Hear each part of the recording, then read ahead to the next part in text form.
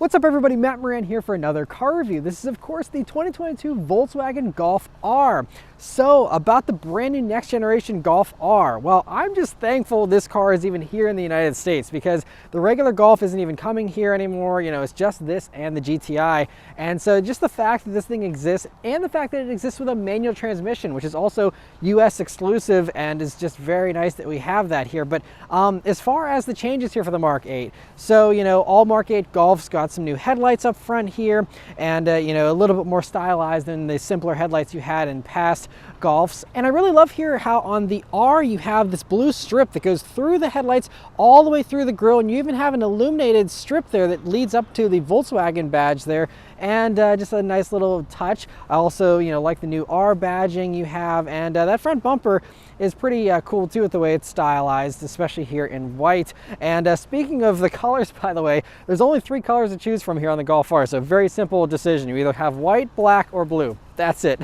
But I think it looks really good here in white, especially with the blue accents. And then coming down to the sides of the vehicle here, you'll see you have these new 19-inch wheels with larger brakes behind them, and I really love the blue painting you have there on the calipers too. Nice little R badge here on the fender. And one other thing that's interesting to note here about the Mark 8 generation is that this Golf R is actually 0.4 inches narrower than the previous generation. It's also 1.2 inches taller than the previous generation, so a little more square, I suppose, and it's actually about a ½ inch longer as well. But you know, very similar dimensions. The wheelbase is actually identical to the previous generation Golf R, and so you know, some minor changes here, so it is different but not wildly different for sure. One other fun little touch here on the sides is that you have these silver side mirrors, and it kind of blends in with the white. You might even miss it honestly, but you know, it's a nice little throwback to the previous Rs, and so cool to have that. But anyway, going out to the back there, I especially love that pretty large rear spoiler you have there on the top of the hatch, and how it has the cutouts in it and the black accenting and stuff. It just looks really cool. You also have the quad exhaust tips there and the rear diffuser,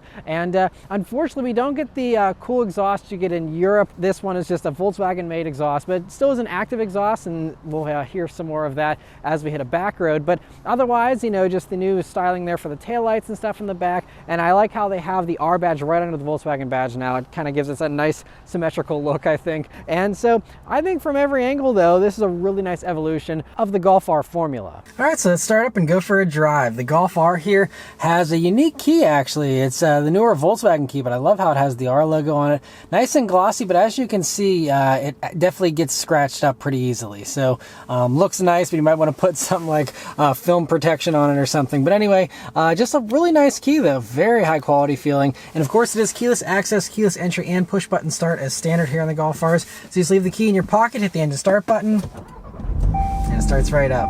And if you're curious to hear about the interior in the Golf R, my wife and I actually just did a full in-depth interior review on this vehicle, so I'll link that above. You can go watch that if you want to hear all our thoughts on this interior. But overall, there's definitely some good parts and some bad parts to this interior. It's definitely very nice and very luxurious in a lot of ways, but some of the tech and stuff is a little iffy in here. But overall, I think the basics are pretty good here in the Golf R. But definitely go watch that video for all the details.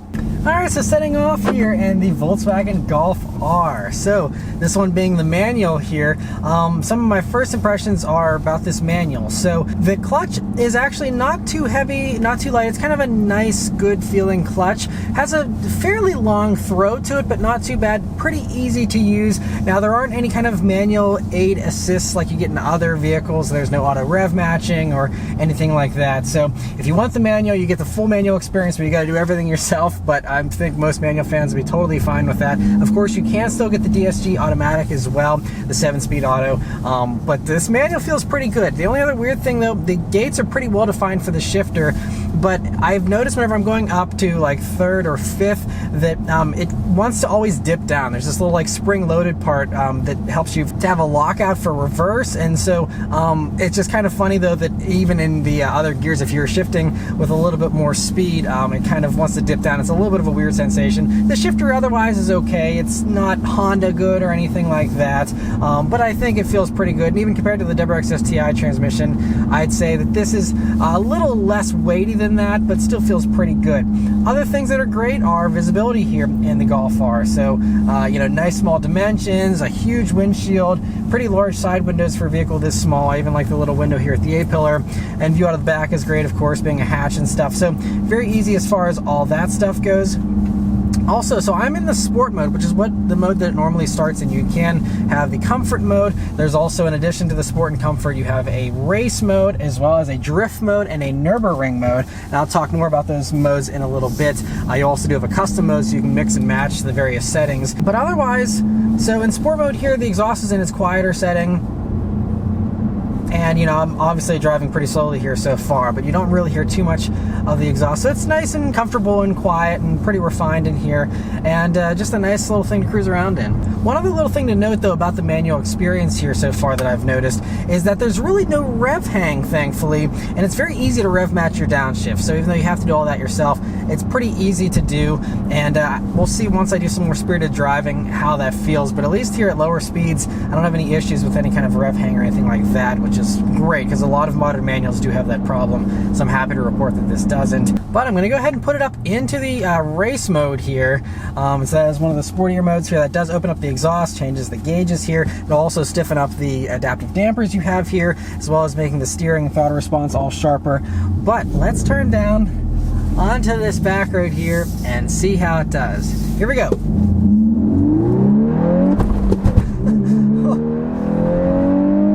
There's a little bit of like a turbo lag sensation there for a second, and then but it was also lighting up traction control and stuff, which was kind of a surprise considering this thing is all-wheel drive. And it feels pretty good. You also get a little crackle and pop out of the exhaust there in the back. Not super loud, but you do have some, and it's more exhaust noise than you get in a Civic Type R, for example, and actually a WRX STI. So I'll take it. Sounds pretty good. I do wish we got that European exhaust. I think that'd be even sweeter. But anyway, very strong performance. So this thing is running the 4th generation. It's the EA888, and so it's the 2-liter turbo 4-cylinder, of course. It has 315 horsepower now and 280 pound-feet of torque here for the manual. If you go for the DSG automatic, you get 295 pound-feet of torque. And obviously the DSG is going to be the way to go if you want the fastest straight line acceleration. And they'll now do a 3.9 seconds 0 to 60 for the DSG. I didn't see any kind of quota time for the manual here, but you know, I would safely assume something in the low to mid 4s is, you know, a good bet. And you also don't have any kind of like launch control or anything, I don't think, here with the manuals. That's only on the automatics. And going over this little bit of a rougher road now. Not too much road noise for an economy car platform, but anyway, we're coming up some corners here, and let's see how the Golf R handles. So this one is actually on summer tires, even though I'm filming this review in January, believe it or not. They left the summer tires on. They're Bridgestone S005s on this one. I saw that other Golf Rs have Pirelli, so I'm not sure what the tire situation is with this one here. But as far as the handling goes, thankfully it's 41 degrees here, so we still have some decent grip out of these summer tires. And man, very good. All right, so I could sense that it kind of has this little bit of a torque vectoring sensation here now. So this is a brand new all-wheel drive system here in this generation of the Golf R. So they got rid of the Haldex thing, so now you have a clutch pack there in the rear, and so it allows you to send up to 50% of the power to the rear, getting more pops out of that exhaust now. It's a little louder whenever you let off. But anyway, so it'll send 50% to the rear, and then the drift mode will send 100% of that 50% to the outside wheel, and that drift mode basically just allows it to rotate a little bit more. Now, it's not as crazy as like the drift mode you had in the Focus RS. That was able to send more power to the back. This isn't quite as extreme. And they also say it's for off-road use, and there's a bunch of disclaimers and stuff like that. But just leaving it here in the race mode, you still have that torque vectoring thing going on there in the back. And it felt pretty neutral to me. I'll continue to push it here around some more corners and test it a little bit more. That exhaust just randomly will just pop and just sound like there's gunshots going off back there, but it's like kind of random. Sometimes it does, sometimes it doesn't. It's kind of strange. So I guess there's just an exact RPM you have to hit in order to get those louder crackles and pops. Interesting. But anyway, yeah, it's a lot of fun. These also are pretty light, all things considered. So these weigh at 3,417 pounds for the manual. You gain about 64 pounds with the DSG. So right around 3,400 pounds for a vehicle that's turbocharged and all-wheel drive is, you know, a pretty good feat. I mean, it's pretty impressive. So I'm glad that they kept it nice and light. It doesn't seem like they actually tried too hard to keep the weight down though, because for example, I just popped the hood and the hood is so heavy it feels like it's made out of cast iron or something, because it's like, I mean, if you want to save like 100 pounds off the nose, just swap on a carbon fiber hood and you'll immediately get a huge weight savings, because I don't know why they have a hood that feels like it's from the 1950s on this thing. But anyway, just happy that overall still it is nice and light, but definitely some easy weight savings there right on the table if you want for the aftermarket. But other things here, really nice strong power, but I do wish the exhaust was throatier for sure, because I feel like I'm still hearing mostly like induction note out of the front. Obviously, again, another easy fix in the aftermarket, but with this active exhaust I was hoping for more. So maybe we'll try, there's also this Nürburgring mode, and when I was sitting in park, it seemed a little bit louder, at least at idle. Doesn't seem to do anything here, but as far as the Nürburgring mode, that is one other interesting mode here where they actually custom tailor that setting to have softer dampers but still have everything else nice and sharp, and it's optimized obviously for the Nürburgring is what they say. So it's cool that you have that mode as well, in addition to, again, the drift mode and the custom mode. And the custom mode, by the way, you can change all kinds of stuff. You can change, you know, of course, the adaptive dampers. You can change, you know, the settings for the exhaust, all those types of things. And let's do another acceleration here. This time I got the wheels turned a little bit.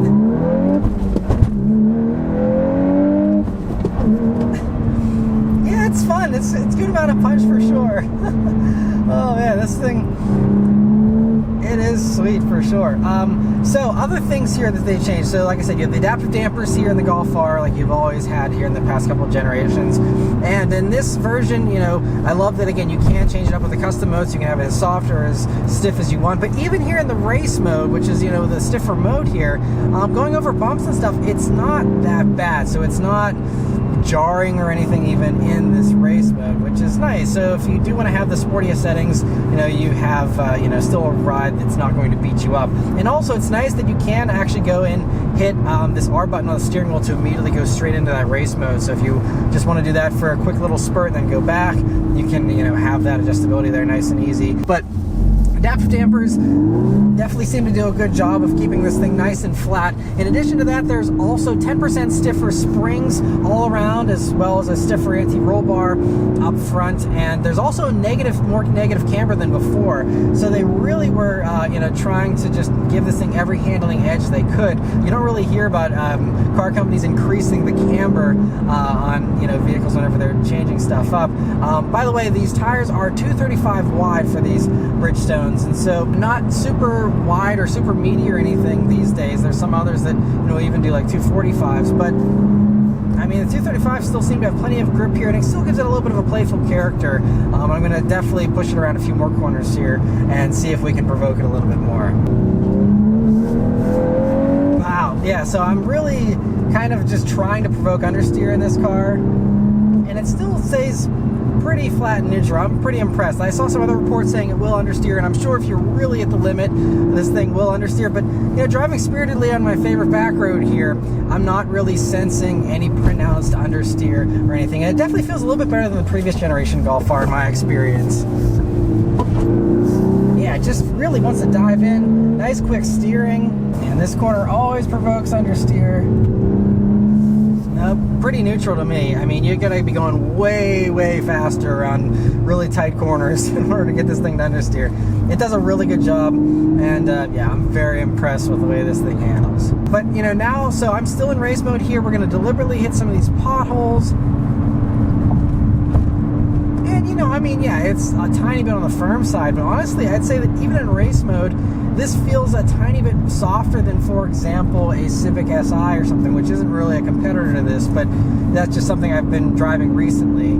And I will say that the dampers definitely have less range than they do in the Civic Type R. So the Civic Type R, that adaptive damper system is mind-blowing, because that thing goes from like super stiff, like way stiffer than this R mode, and then in the comfort mode, it glides over everything. And the comfort mode in this is also pretty nice, but it definitely isn't as buttery soft as the Type R. So I think I'm more impressed with the adaptive dampers in the Type R and their range of function. And whenever you want to haul this power down to a stop, you actually have bigger brakes here. They're cross-drilled 14.1-inch rotors up front now on the Golf R, so they look great, and there's plenty of braking capability. I didn't feel any kind of weakness out of the brakes, not like I was expecting to, but they feel very potent, very, very good. Throttle response is also nice and sharp, even in just the normal sport mode here. It really is super responsive. That actually really helps with the rev matching and with just, you know, using the manual, because it's just a very, very eager, but not over eager throttle. It's just kind of a sweet spot with the way they did the throttle response here in this. Also brakes, in addition to the brakes feeling nice and strong, you have a good amount of bite right towards the top of the pedal, and so they feel very nice and responsive as well. And so the way they did all the driving stuff is really nice. You know, steering has a nice weight to it here, even in just the regular sport mode, and so everything about that just all feels really good and natural. I also really like the range of power you have with this engine, where, you know, even at, you know, 2,500 RPMs, you got nice strong power that comes on to pull you through a corner and stuff, so you don't always have to have this engine on boil for it to feel strong.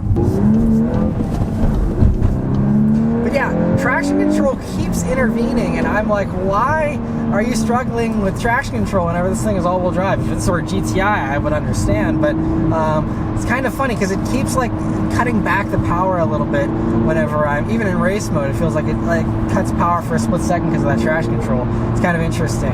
But anyway, now we're emerging onto the highway here, and see how it does out here as a cruiser. I'm back in sport mode now, and we'll go ahead and go up into 6th and just cruise. And you definitely have some road noise here. You know, it's, again, still based on an economy car platform, so you're going to have some of that, but not too bad. I think it's, you know, maybe not as luxurious as like a Mazda 3 turbo hatch, something like that is a little more isolated, I think, but this is still, you know, acceptable, I guess I could say. Other things here while we're out on the highway is that you have all the IQ drive systems basically as standard here, and it's nice that even here in the manual Golf R, you still have adaptive cruise control. Obviously it doesn't work with the stop and go stuff. That's only going to work in the DSG version, obviously, but it has everything else. It has the travel assist, which is basically the lane keeping assist combined with the adaptive cruise system, and so we'll turn that on here and see how that does. So there was one instance here going around a gentle corner there on the highway where it told me to take over steering immediately, and it would go onto the shoulder there. So the system isn't foolproof, and I've tested this system in other Volkswagens, like even the ID4 and stuff, and it's definitely not perfect. It's not one of the best adaptive cruise control systems as far as the lane keep stuff goes, but, you know, now we're going around another corner here. It is, you know, doing that steering here. Just, of course, I have to have my hands on the wheel, and it's doing a better job around this corner here, but it's one of those systems where it doesn't give me full confidence, and, you know, a lot of other systems have these warning messages and stuff a lot less. They'll stay in the lanes better. So it's nice that it has this stuff, but definitely still, I think, could be a little bit better. But anyway, that's all of my initial impressions here in the Golf R. But thanks to Volkswagen, I'm going to have the Golf R here for an entire week. So I'm going to drive around all over the place, then I'll come back and give you guys my final real-world fuel economy, as well as my thoughts on the pricing, its competitors, and anything else I noticed here during my week of driving. Alright, so I've been driving the Golf R for a week now, and I've had a lot of developing thoughts here over the past week about the Golf R. So, I think what I've noticed is that the power has seemed a little less impressive as the week has gone on, and I just find myself feeling kind of the same way I felt about the Civic Type R, where it's very, very impressive, especially from a handling standpoint, but the power standpoint leaves me wanting just a little bit still. And so I, you know, was expecting to be pretty impressed with the amount of power this has, and originally, you know, my first few accelerations, it did well. I mean, it wasn't making me crazy giddy or anything, but, you know, it was pretty punchy, and it still is very punchy. I think part of it is the fact that it constantly wants to put on traction control whenever I'm going from a 1 to 2 shift at red line. I'm not sure why it always does that, but it always cuts back power, and so it makes me wait a beat or two in second gear before I, you know, get back on full power there. And also, I think it's just, you know, the nature of this manual. Clearly, you know, this car is set up for the DSG primarily. That's what it's optimized for. It's not even offered with the manual in Europe.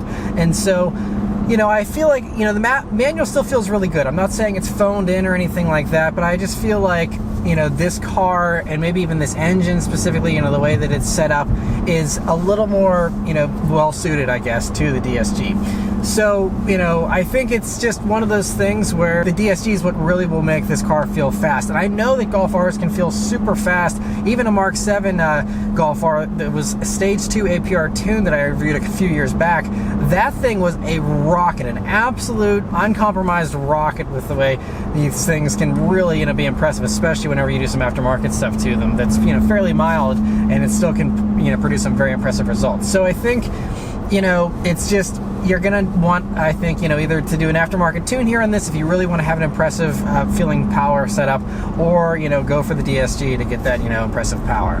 But there's no denying the handling is 10 out of 10 fantastic here in the Golf R. But as an overall package, I just feel like the Golf R left me feeling a little bit colder than I was expecting to feel. And so, you know, just one little observation there over my week of driving here. But the last two things to mention here about the Golf R are the fuel economy and the pricing of it. So first off, fuel economy. So I'm actually pretty impressed with the fuel economy I got here in this. So these are rated at 20 mpg in the city, 28 on the highway, and 23 combined. And so in my driving here, I actually was able to get a 22.5 mpg, and that was also including a lot of idling and stuff. So I feel like, you know, since it's winter time and all that, that kind of dragged down a little bit because I was cleaning off the car and stuff and letting it warm up, things like that. So I easily think I could see 23, you know, and that's right on that combined number. Now, part of that is because with my driving here this week, I'd say about half of it was on the highway. So I've driven this vehicle about 120 miles here or so now, and about 60 of those miles were on the highway. So a little bit more highway driving than I usually do. That certainly helped to bring that average up. But I'm still just pretty impressed that this thing is, you know, getting good fuel economy like that. And that is one area, though, where you also sacrifice once again to the DSG, because although those numbers are perfectly acceptable for, you know, a performance vehicle like this with all-wheel drive and stuff, the DSG version gets about 3 mpg better in all the metrics. And so, you know, that's another reason to go for the DSG. And I'm a huge manual lover. Every single car I've ever bought has been a manual transmission. But, you know, it's just it's another example here of where it seems like they optimized this car once again for that DSG. And then the last thing to mention here about the Golf R is its pricing and how it compares to its competition. So pricing for these, there's only the one trim and there's no options. So they're priced at, for the manual here, $44,640, and then if you go for the DSG, it's $800 more expensive. And so that is about $3,350 more expensive than the previous generation Golf R. Now you do get, you know, the nicer tech here, you get, you know, a few more features than you got with the previous Golf R and the extra power and stuff. So there's definitely some improvements there. Whether it's $3,300 worth of improvements, you know, that will come down to, I guess, how much you value those improvements. But I just think that, you know, it's a big jump. At 40 grand, this, you know, is a little more compelling. But at 45 grand, it's a little less compelling, honestly. Now, it is worth noting, so as far as competitors go to this car, you really only have the WRX STI. And as of me filming this here in January of 2022, the STI is still the old generation version here with, you know, a very outdated engine that gets terrible fuel economy, you know, doesn't respond as well to mods and things like that. And so, you know, if you must have all-wheel drive and a manual transmission, STI is the only competitor. I think the STI still has more room, and I think the STI still drives very, very well, and honestly feels just about as fast as this does still. So, you know, I still think the STI is a very good competitor and a very close competitor to this, even with it being so old. But if you aren't in a hurry, I would certainly wait and see what the next-gen STI here is going to do whenever it, I'm assuming, arrives sometimes here towards the end of 2022. I think, you know, that'll be a much more compelling option that could really give the Golf R a run for its money. And also, comparing this to the 2022 WRX, I did review that not too long ago, and that's very impressive with its handling and its acceleration and stuff as well, but it definitely feels a good bit less punchy than the Golf R here. So if you're looking for a punch, you're going to feel that, you know, 35 less horsepower or so in the new WRX. This definitely feels a good bit faster in a straight line. But if you're willing to open up your options beyond stuff that is only all-wheel drive and only manual transmission, there are some very compelling options. And honestly, even right from within Volkswagen Group, the Audi S3. Now, it doesn't have the same all-wheel drive system. It's the older Haldex system in the S3 for the new generation here. But that's the same power, same engine, a little bit more space, more luxury, accessory, and by the way, those also start at $45,000. A comparable one might be about $3,000 more expensive than this, but I'd gladly pay $3,000 more for the much nicer Audi, you know, if you don't want to absolutely have the manual and that, you know, newer all-wheel drive system. But that's just, you know, a very compelling option. Other compelling options, so a couple that are often overlooked is the Mazda 3 2.5 turbo. So that has a 6-speed automatic, a normal torque converter. Automatic transmission is definitely the weak spot of the Mazda, but honestly, it still drives really well. And if you're not looking for the absolute best handling, I think that Mazda 3 turbo has a nicer interior. It's more refined, it's more luxurious, honestly, and it just feels like it's a higher quality product. The materials inside are nicer. It has, you know, padding by your knees, all those types of things that are lacking here in this. And you can get one of those fully loaded for $35,000, and it actually has more torque. It's 320 pound-feet of torque, so it's actually, from the seat of your pants, going to actually feel a good bit punchier than this off the line. Now, that does only have 250 horsepower, you know, so you're down a good bit on horsepower there, but, you know, the torque is kind of, you know, a very impressive amount of torque here compared to this. So just another one to consider if you're looking for something that's just punchy in a straight line, you want all-wheel drive, and you want, you know, something a little more refined. That is a great choice. Also, the Kia Stinger is another choice that people often overlook. That you can get with all-wheel drive. It has 300 horsepower now with the new 2.5 motor you get in the GT line version. All-wheel drive, 300 horsepower, under $40,000, just barely, but under 40. And that also gives you a lot more space. It has a way bigger hatch, so if you're actually looking for hatchback versatility, Stinger has this beat with that just having an enormous hatch in the back there. And that's another one that is, you know, definitely worth considering. And if you want even more power, a Stinger GT can also be had, well, with a few less options, but for $45,000 as well, with 365 horsepower from a twin turbo V6, and those again also come with all-wheel drive as an option. And so that's another one to consider. That's still, those handle very, very good. Yes, it's going to be 500 pounds heavier than this or whatever, but it still handles super, super well, and is you know, another one that's, I think, definitely worth considering if you're willing to give up the manual. And if you're willing to give up the all-wheel drive, you have the Civic Type R and the Elantra N. And so Civic Type R, I think, is a really good competitor to this.